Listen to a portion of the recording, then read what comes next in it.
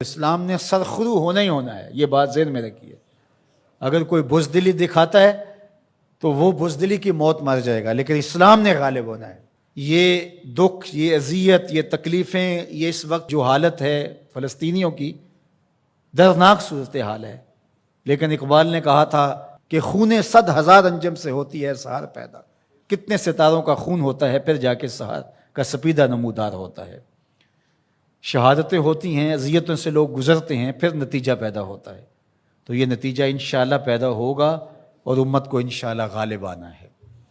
ہمیں اپنے حصے کا کام کرنا ہوگا، ہم نے ان کے ساتھ کھڑے ہونا ہے۔ اس وقت صورتحال یہ ہے کہ پوری دنیا کی اشرافیہ، ایک دو ممالک کے علاوہ، وہ ان کے ساتھ نہیں ہے۔ وہ بیان بازی کی حد تک اپنی عوام کو مطمئن کرنے کے لیے رسمی کارروائیاں کرتی ہے۔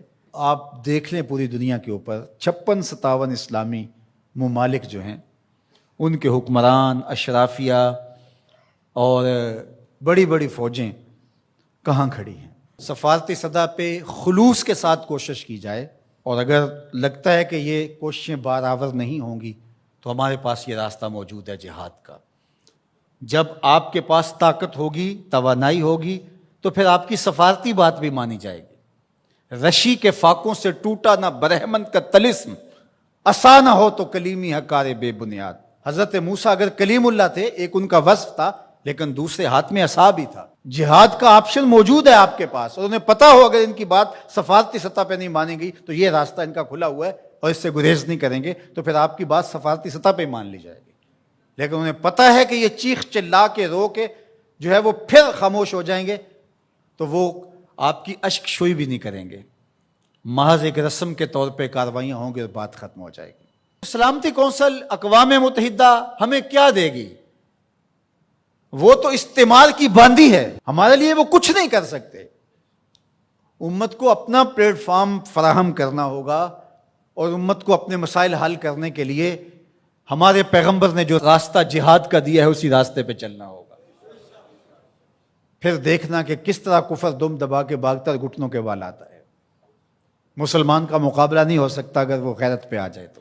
دوسرا، اس وقت وہاں بیچارے لوگ سسک رہے ہیں، ان کے پاس دوائیں موجود نہیں ہیں، اور ان کے پاس غذائی قلت ہے، مکان ان کے ختم ہو گئے۔ اقوام متحدہ کی رپورٹ کے مطابق 52,000 لوگ بے گھر ہو گئے، اور کہیں اس سے زیادہ لوگ بے گھر ہوئے ہیں، یہ تو ان کی رپورٹ ہے۔ تو اس لیے اللہ نے ہمیں آسودہ زندگی دی ہے، تو ہم آدھی روٹی کھا لیں اور آدھی روٹی ان اپنے مسلمان بھائیوں کے لیے بھیجنے کی کوشش کریں۔ الحمدللہ ہم نے ادارۃ المصطفیٰ کے تحت وہاں کام کا آغاز کیا ہے۔ اگر کوئی ہمارے پہ اعتماد کرنا چاہے تو ہم بھی اس خدمت کے لیے حاضر ہیں، اور انشاءاللہ آج سے وہاں غزہ کے اندر اللہ کی توفیق سے کام کا آغاز ہو گیا ہے ان کی نصرت اور اعانت کے لیے۔ باقی مختلف ذرائع ہیں، ان کے ذریعے سے آپ جو ہے وہ ان کی مدد کر سکتے ہیں۔ آپ کو اطمینان ہو جہاں، تو یہ کام کرنے کا ہے۔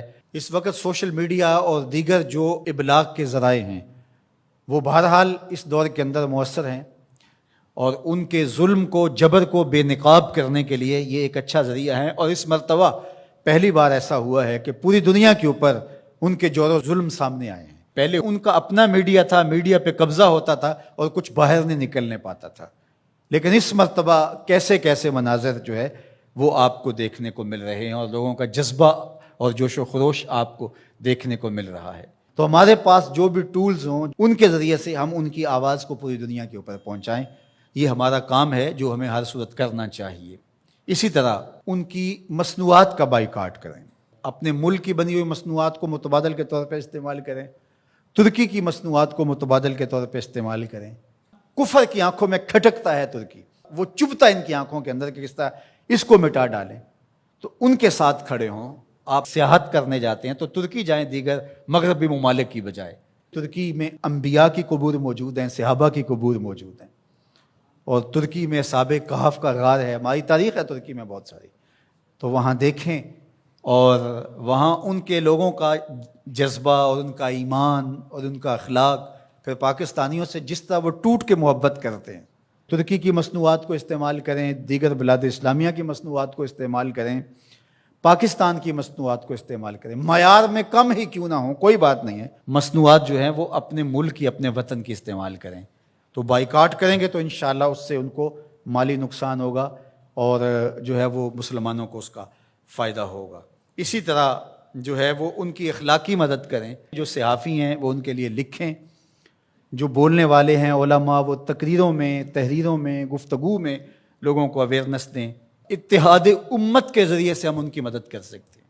امت اگر متحد ہو جائے، جغرافیائی تقسیمیں، لسانی عصبیتیں اور باہمی ہماری ذاتی رنجشیں اور نفرتیں جو ایک دوسرے کے خلاف کھڑی ہو جاتی ہیں اور جس سے امت کا اتحاد پارا پارا ہو جاتا ہے، یہ بدبختی ہوتی ہے۔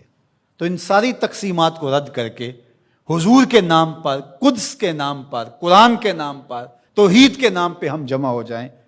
الکفر ملت واحدہ، سارا کفر ایک ملت ہے، تو مسلمان کیوں جمع نہیں ہو سکتے ہیں؟ حضور کے نام پہ سب جمع ہو جائیں۔ امت کی وحدت اس بات کا پیغام ہے کہ دشمن کے چھکے چھوٹ جائیں۔ میں اپنے ساتھ جڑے ہوئے تمام لوگوں کو کہتا ہوں، اپنی اولادوں کو بہت اچھا پڑھائیں، ان کی دینی تربیت آخری حد تک کریں، اور ان کی جو دنیاوی تعلیم ہے اس کو بھی بہتر سے بہترین انداز میں آگے لے کے جائیں۔ وہ ہر شعبے کے اندر آگے بڑھ کے شعبے کے اہم منصب تک پہنچیں، اور ان کے اندر جو راسخ مسلمان ہے وہ مضبوط تر ہو، وہ آپ کی آغوش سے گزرا ہے، وہ وہاں جا کر کے بھی جو ہے وہ پکا سچا مسلمان ہو۔ سب لوگ اس طرح جب آگے جائیں گے تو پھر نتیجہ آپ کے سامنے ہوگا۔ لیکن اگر ہم یہ نہیں کریں گے تو پھر ہم سوائے چیخنے چلانے کے، صدائے احتجاج بلند کرنے کے اور کچھ نہیں کر پائیں گے۔ تو بہرحال غالب تو آنا ہی آنا ہے اسلام نے، وہ پھر ہم نہیں ہوں گے، پھر اللہ تعالیٰ کسی اور کو منتخب کر لے گا ہماری جگہ پہ۔ اگر ہم چاہتے ہیں کہ ہم اور ہماری نسلیں اسلام کی نشأت کے کام آئیں، اسلام کی نہضت کے کام آئیں، تو اس کام کے لیے ہم اپنی نسلوں کو، اپنی اولادوں کو، اپنے رجال کار کو تیار کریں، تاکہ پھر ان جگہ پہ کھڑے ہو کر کے دین کی نصرت اور اعانت کے فریضے کو سر انجام دیں۔